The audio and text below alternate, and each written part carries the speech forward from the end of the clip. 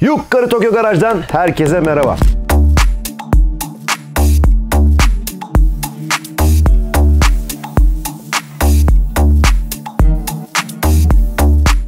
Biraz da uluslararası takılalım dedik. Buradan bastırdım gittim Almanya'ya.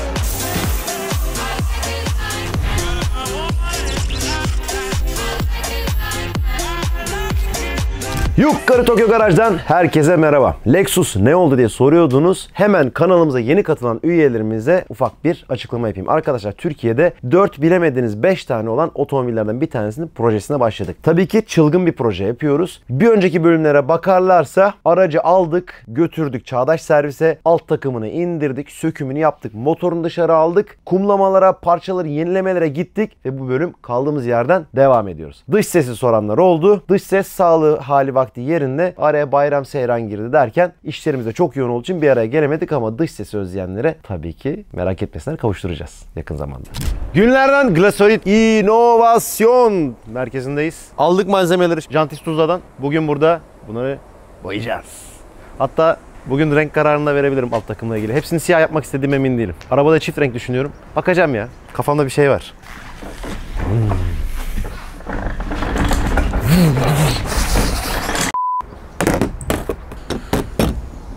Ben bunları kendi halimde astar sıkmıştım. Çünkü kumlanalı bir 10 gün oldu paslanmasınlar diye. Arkadaşlar maalesef önümüzdeki hafta kısmetse yeniden bir GTR bölümü girip kanalımıza bir virgül atıyoruz. Çünkü hem ekibimi dinlendirme ihtiyacım var hem de projelerde ilerlemem lazım. Bir anda çok projeyle uğraştığım için çok yoruluyoruz haliyle. Hem yol kat etmiş olalım hem de ufak bir tatil.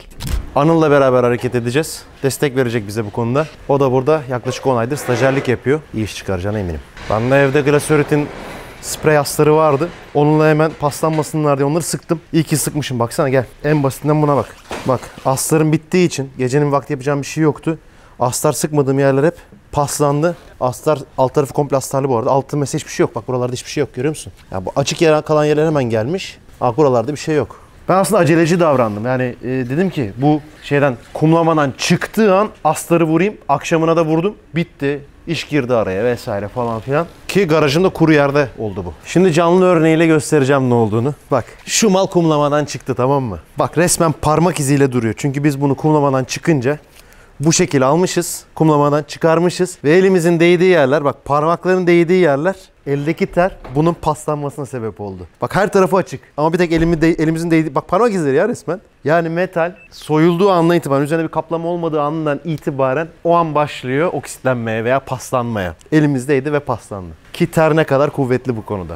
Şimdi deli gibi çalışıyoruz. Eski bölümlerde olduğu gibi AS86 GTR gibi öyle 50'li 60'lı 40'lı bölümlere gelmeyeceğiz. Tıkır tıkır ilerliyor zaten bölümler. Şimdi ufak ufak renk bölümlerine geldik. Benim kafamda 3 renk var. Bir tanesi Skyline'da gördüğümüz o mavi. Aynı zamanda Golf R'larda Volkswagen grubunda olan güzel bir mavi var. Subaru'dan biraz daha koyu bir mavi. Biraz daha Galaxy dediğimiz bir siyah var. Neye benziyor? Holografik diye arattığınızda görürsünüz. Öyle bir siyah tonları var. Veya beyaz dediğimizde de inci beyazı var açıkçası. Hatta Ranger bölümünü izlediyseniz, yaptığım Ford Ranger bölümünün üst tarafındaki beyazdan bahsediyorum. Böyle güzel renk değiştiriyor güneşte falan. Hoş bir renk. Benim kafamdaki en baskın 3 renk bu. Hatta son zamanlar siyahla inci arasında gidiyorum. Bu bölümle beraber eş zamanlı olarak bir de anket açtım. Oraya 3 tane rengi yazdım. Sizden fikirler almak üzere. Ama fikriniz başka bir renkse de yorumlarına da bırakabilirsiniz. Ayrıca bu bölüm altına da yorumlarınızı bırakabilirsiniz. Çünkü sizlerin yorumlarınıza çok değer veriyorum. Birazcık benim kafamda da bazı şeyler şekillensin istiyorum. Yoksa siyahla beyaz arasında gidip geleceğim gibi gözüküyor. Ne olur yardım. Aşağı yardırın yorumlarınızı. Abi önce ben derdimi anlatmaya çalışayım. Ondan sonra bulmaya çalışayım. Tamam. Bir siyah düşün. Tamam. Dışarıdan böyle uzaktan bakınca piyano black gibi. Güzel. Fakat yaklaşıyorsun. İçi sedefli gibi. Daha çok böyle glitter, holografik gibi şeyler yazdığımda buluyorum fotoğrafı. Yani buradan yola çıkarak bakalım derim. Ama içine yaklaştığımız zaman ben bu değil istediğim. Yani dışarıdan siyah olacak araba. Bir tane şurada bir tane SS aldım. Biz ışıktan dolayı mı patlatıyor bilemedim. Hani böyle bir renk geldi aklıma. Siyahta bunu göremezsin ya. Bunu hep böyle görürsün yani. Bu hep böyle görünüyor. Bu siyahlaşmaz. Şu anda ilk alternatif siyah geliyor aklıma bu arada. Yani araba siyah olacak diye bir kaidesi yok. Hani ilk geldiğinde hani siyah olacaksa bir özelliği olsun. O da böyle değişik bir şey mi olsa acaba dedik. Ya şey bu rainbow gibi. Gökkuşağı rengi gibi. Ama o siyah. Ama araba işte siyah yani. siyahın içerisinde göremez. Siyah boğar. Rengi hep boğar. Üzerine gelen metal ışıltıları hariç sedefleri hep boğan bir pigment yapısı var. Yani içerisine gömen. Ama bunu üzerine geçtiğin zaman da bu sefer bu ön planda olacak hep. Ben bunu istiyorum ki şimdi araba hani yıkandığı zaman kendini gösteriyor ya. Tamam. Yıkandın, yaklaştın o zaman fark edeceğim bir şey. Ulan bu neymiş falan diyeceğim bir şey. Ama baktığında siyah görünen bir araba gibi düşün. Ya ben siyah metalik siyah katalogları çıkarayım bir bakalım. Ama bu efekt biraz şey. Hani genelde bunu plaka üzerinde değil de folyolarda böyle kaplamalarda görürüz. Hani boya üzerinde görmen zor. Çok da böyle pahalı bir pigment. Yani özel siparişten getirmek gerekiyor gibi durumlar söz konusu. Bunlar özellikle paralarda da kullanılan pigmentler. Yani Paralarda, aynen, para üzerine kullanılan. Aynen.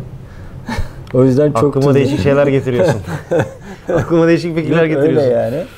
Bir de bu arabanın mavisi meşhur. O mavisi de şuradaki ayna kapaklarından en sağdakine benziyor biraz. Bu araba ne renk olsun? 30. Bunun içerisinde zaten şey var. E330 dediğimiz sedef var. O da şu mesela. Ama biz bunu mesela hani bunu çıkartıp şöyle bir şey de yapabiliriz. İçine mesela, koyacağımız sedefi mi diyorsun? Tabii mesela burada mesela bu ben giriyor ya. Ben şu an göremiyorum senin anlatmak istediğini. Şu an görebiliyor musun abi? Evet. Bu daha kırmızı yönlü, bu daha mavi yönlü. Yani onun içerisinde daha mavi yönlü pigmentler olacak. Daha derin ve daha temiz olacak mesela ona göre. Ya bu araç çok büyük de değil, küçük de değil.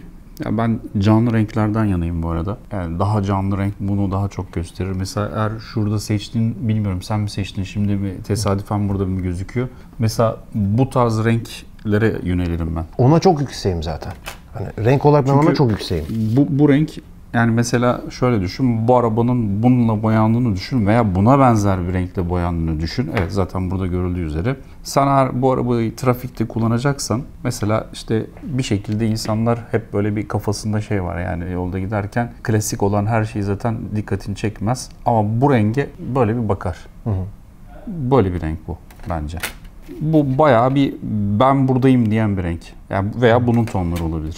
Yani ben kendi aracım olsa, ben boyayacak olsam, karar ben versem böyle bir rengi tercih ederim. Hiç şöyle fantastik şeyler gelmiyor aklıma. Yani şöyle yani onlar çok çabuk trend değişebilir. Bu ama hiç değişmez. Doğru. Trend evet. Trend olarak değişmez. Sonra zaten onu tekrar yeniden ya boyatayım dersin. Cüneyt Bey'in söylediği çok kilit bir kelime vardı orada. Trend. Orada ben aslında biraz fantastik renklerden uzaklaştım. Çünkü çok fantastik bir renk yaptığımızda atıyorum turuncu yaptık, fosforlu bir şey yaptık, uçuk pembe yaptık falan yani neyse. Bunlar evet anlık olarak çok doyurucu, çok ilgi çekici olabiliyor. Fakat trend geçtiği zaman yani sizin canınızın ondan sıkıldığı zaman daha kalıcı, daha ana bir rengi dönmek zor olacak. O yüzden zannedersem yine ana renklere yakın bir renk olmasını tercih edeceğim. Boyama esnasında birçok parça olduğu için en kolay boyayacak şekilde anıla parçaları teslim etmeliyiz. Bir de girintiler, çıkıntılar çok fazla. Hani bazı parçalarda. Orada herhangi bir şeyin, bir yüzeyin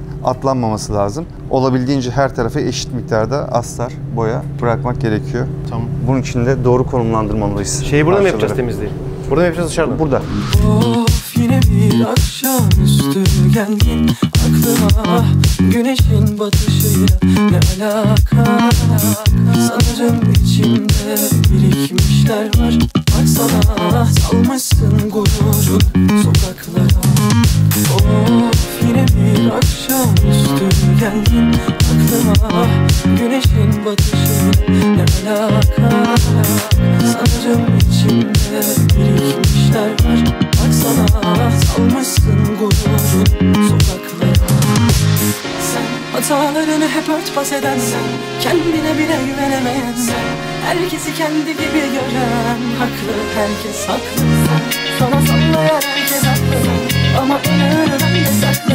Bekle hepsini göreceğim çok. Vereceğim sen hatalarını hep örtbas eden, sen kendine bile güvenemeyen, sen herkesi kendi gibi gören, haklı herkes haklı. Sana sallayan herkes Bekle hepsini göreceğim çok. Kahredeceksin sen.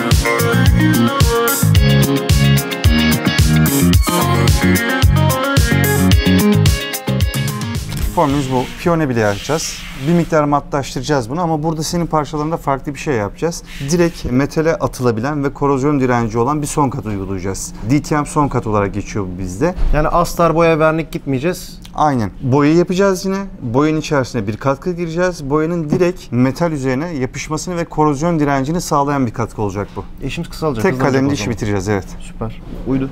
Ki korozyon direnci anlamında da gayet iyi bir ürün. Tamam, oradan gidelim. Şu ana kadar neler yaptık, neler yapıyoruz? Boyamızı hazırladık, formülasyona girdik. Biraz sonra buna sertleştirici katacağız. İçeride kumladıktan sonra yüzeyi paslanmış olan metallerin üzerinden keçeyle geçtik. Teker teker bütün o paslanmış yüzeylerin hepsini temizledik. Aslında ben kumlamadan çıktığım gibi elimde yeterince astar olmuş olsaydı ve yettirebilseydim bunların hiçbiriyle uğraşmıyor olurduk. Ne yazık ki araya zaman girdi. Bazı şeyler zamansal olarak beni yoruyor, yetiştiremiyorum. Bu çok normal.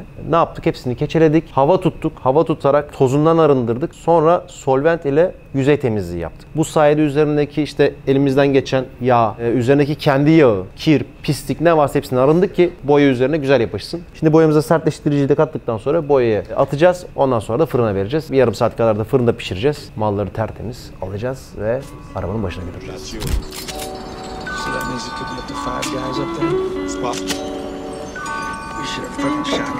I paid the price to rock this ice. Tell me what you niggas know about sacrifice. Tell me what you niggas know about sacrifice. Yeah, I pray every night cause I live one hell of a life. One hell of a life. 2 shows back to back. One hell of a night too. I pick up the chicken, then I'm right back on the flight. My dog still on lockdown, and he just sent me a kite. One hell of a life. Watching my big cousin and cooking up white. Instead of sweeping, the whole neighborhood got indicted. Got an old school, but it look like a new coupe inside it. Now I'm not from New York, but I'm a motherfucking giant. Went from having nothing to in Dubai shopping. She got fake tears, she love to walk around topless. Independence Day, we pull up and get it poppin'. No time for cheap talking. No time for cheap talking. You know my teeth flawless, baby, I'ma keep ballin'. And if you see me driving any, best believe I bought it. I'm going crazy with this paper, they like he retarded. I'll become my target.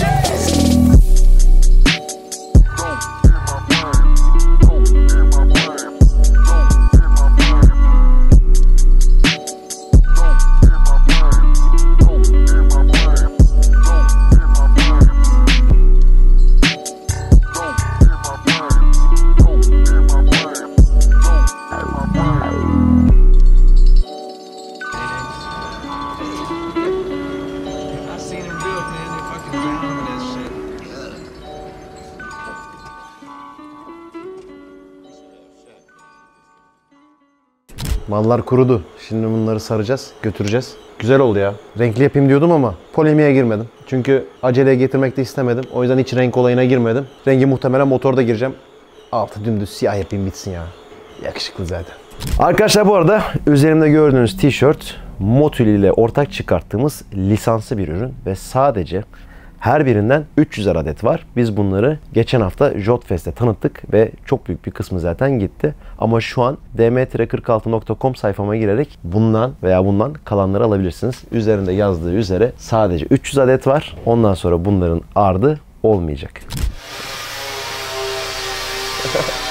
Evet, artık çürük olmayan baş bir elimizde seninle. Abi ne yaptın sen ya? Artık bunu hak etmişti. Bunu aslında hasarında da hak etmiş ama dediğim gibi parçayı kurtarmışlar o dönemde. Yalnız bir Güzel şey diyeceğim, bu bana zarar ha, onu söyleyeyim. Sen şimdi bu millet yazmış bu araba çabuk biter diye, sen bu kadar çabuk bitirirsen bu arabayı ben videoların ekmeğini yiyemem. Videoların ekmeğini inşallah izleyenler, takipçilerimiz arabayı çok beğensinler, öyle yiyelim. Bir de karşısına geçelim, izleyelim inşallah. Bir an önce bitirip çıkartalım. Lexus'un bundan haberi var mı? Var. Onun da haberi var. İyi anlaşıyoruz. Eline sağlık. Rica ederim. Marşpel sacımızı kestik, çıkardık. İç kısımları da çürümüştü. Darbeyi aldığında marşpelin hemen arkasındaki iç takviyeler de ezilmiş. Şu içeriden belli zaten. Şu iç kısımları da çürümüştü. Hem sacı dışarıya almamızın o artısı oldu bize. Onu da gördük. Orayı da tedavi ettik. Çünkü o içer kısımdan tabana doğru ilerliyordu. O korozyon paslanma. İç kısmı tedavi ettik. Dışarıya ölçümlerini yaptık. Senteye getirdik. Direkte de vardı çünkü direği çektirdik hasardan kalma. Daha da çektiniz. Tabii çektik. Direkt içerideydi yine. Yeni sıfır sacla beraber yerine getirdikten sonra eski sacı kestik. Kıskaçlarla yerine getirdik. Şimdi kaynağındayız. Şu an tam olması gereken ayarında marşpel sacı. Direkt biraz daha içerideydi hasardan kalma. Abi şimdi ben lifte gördüğümde Evet. o dalgalıyı görmüştüm ama Evet. ne anlattığını şu an tam olarak göremiyorum. Eski saçla bir karşılaştıralım mı? Tabii ki. O da burada. Bu kendi sacı ama değil mi? Bu Düzeltilmiş kendi sacı. Bu arabanın düzeltilmiş kendi sacı. Bizim Bu da senin yaptığın. Bu da benim yaptığım. Bizim yandan baktığımızdaki hat şu hat. Bu hattaki dalgalanma, hasar artı üzerinde sonradan kullandıkları düzeltme, onarım, macunlar. O hasar onarımından kalan çürükler de içeriye sirayet edenler de maalesef bunlar.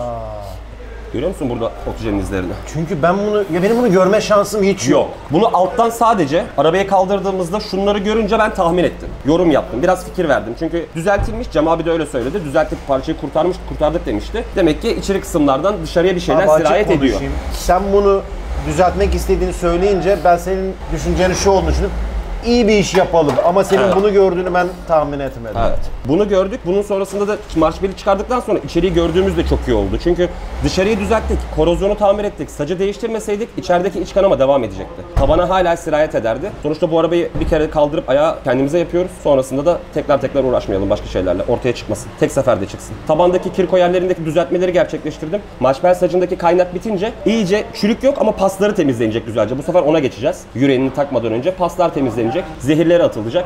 Çok fazla. Ama normal. O hasar düzeltilmek isteniyorsa bunlarla karşılaşılır. Evet. Bunlarla karşılaşılır. Bunun artık işimiz yok. Yeni sacımızda eski orijinal sacımıza göre sadece, onu da bütün şeffaflıkla söyleyeceğim, şurada çok hafif bir ince kordon olacak. Bunu da biz kendimiz yapacağız, vereceğiz. Abi söyleyecek hiçbir Şunu. şeyim yok. Ya şunu gördüm ya. Evet. Bunu sen yaptıktan sonra içime sindi. Çünkü buradan darbe almış bir otomobil.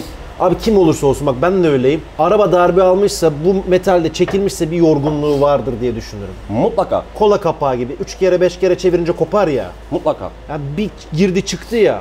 Bu Bu aslında %100 içime sinmiyor. Bu materyallerin bir esneme çarpanları var, işte kendi moleküllerinin yapısı var. Bunların her birine yaptığımız her çekiş darbesinde, her kaynak darbesinde, her dayamada müdahale ediyoruz. Her çektirmelerde bunlara müdahale ediyoruz. Malzeme mutlaka kendi öz formundan biraz uzaklaşıyor. Biraz da böyle yaşı olan, biraz da yatalak arabalarda işte böyle problemleri ortaya çıkartıyorlar sonra. Şu saç bizim işimizi bu bölgede tamamen çözecek. Zaten arabamızda sorunlu diyebileceğimiz, benim de zaten dedim ya tabanda benim en çok ilgimi çeken yer şurası, düzeltmemiz gereken yer. Burasıydı. Burayı atlattıktan sonra daha hızlı ilerleyeceğiz inşallah. Kafamda ilk burası olduğu için ilk buraya yöneldik. Komple 6 ile beraber koyuyoruz. Abi emeğine sağlık. Şöyle Yani 6 ile beraber koydum. Komple. minikler de, Okan da seni yönlendirdiyse varmış adamların bildiği. Allah razı olsun. Teşekkür Eksik ederim. olmasın. Hepsini çok seviyorum. Yani şunları zannetmiyorum ki herkes görsün ve beni uyarsın.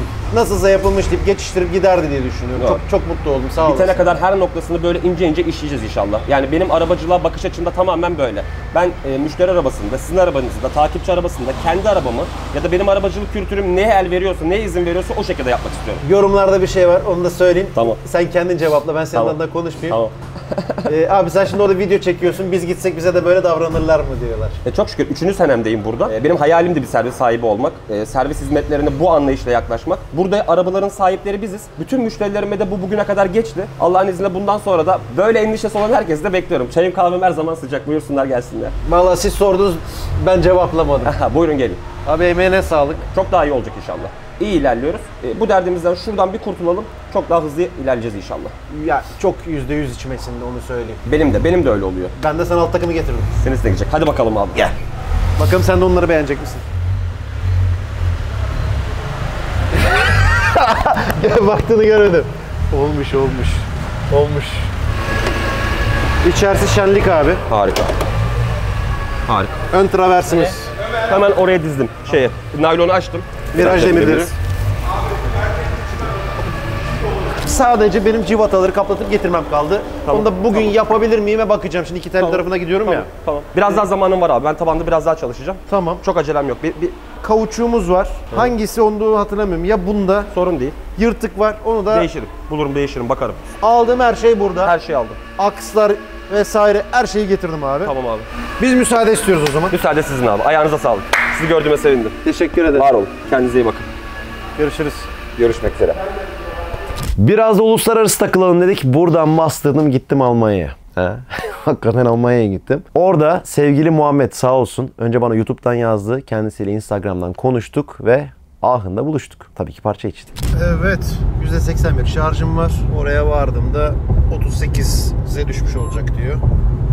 Tut diye beni uyarıyor. Tabii tutayım. Otomatiği ayarladım. Adaptif speed kontrol. Önümdekiyle aramdaki mesafeyi bırakayım kendi kendine gitsin. Şimdi burada yolda çizgiler pek belli değil. Belli olmadığı için de okumuyor. Aldırmaya çalışıyorum hani ama almıyor. En azından 38'i 42'ye çıkardım. Ekonomik gidiyorum. 1 saat yolum var. Yol ışıkları niye kırmızıya geçti ya?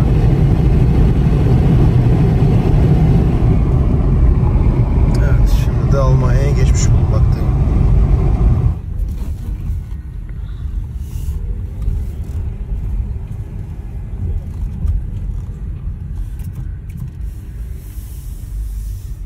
Ve nihayet vardım. Benim yol çekimim devam etti de buraya gelene kadar. Tanışalım. Muhammed. Merhaba. Selamlar. Kardeşim sen de? Ender. Ender. Memnun oldum abi. Ben daha bunu şarj edeceğim. Bir kere buraya gelirken şarj ettim bitti. Pili bitti. Yine bitti. Ne yaptın, buna mı sığdırdın? Hepsi bunda. İyi alalım. Parçaları. Biraz dağınık.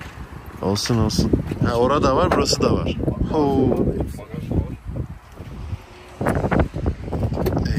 Bu bende mahvolmuştu biliyor musun?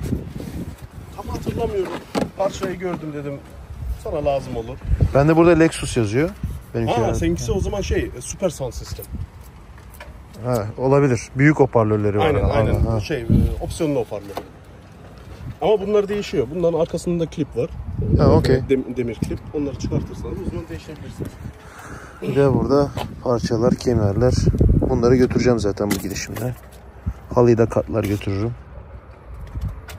İyi, süper. Bir de ve kol. Ha, bunlar da elektrikli. Sadece sürücü taraf elektrik. Bu yatırık. Ha, anladım. Sadece sürücü tarafta şey var. Süper. Gayet iyi durumdaymış Muhammed ya. Ya bir temizlenmesi gerekiyor. Onu da Türkiye'de hallederiz ya. Halledersiniz. O bizim işimiz. Abi bunları sığdırabilecek misin? İnşallah. Bakalım. Benimkinin içi nasıl bilmiyorum, bakayım. Ben Tetris'e çok iyiyim.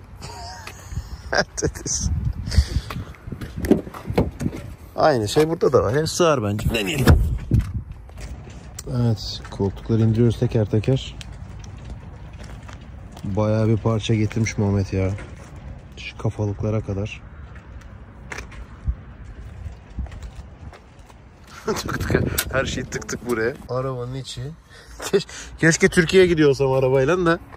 Ama bu arabayla gidilmez. 50 kere şarja duracağım ondan sonra. Ve döndük memlekete tabii ki.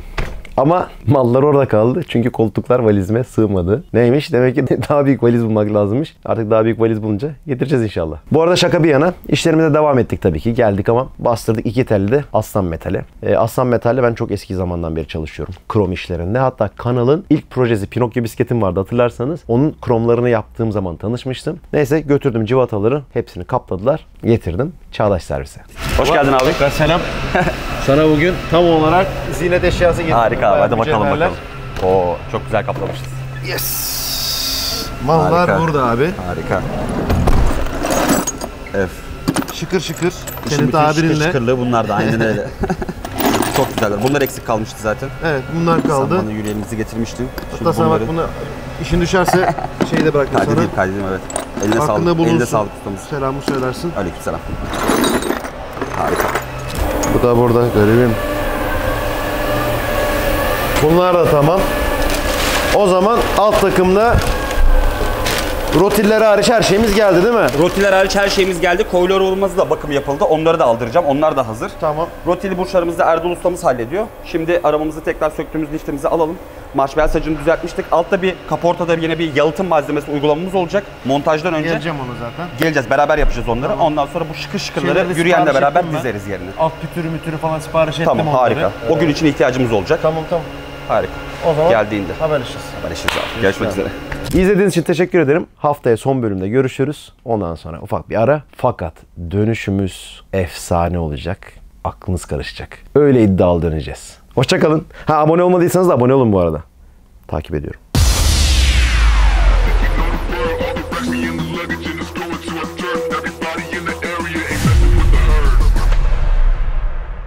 Call me in the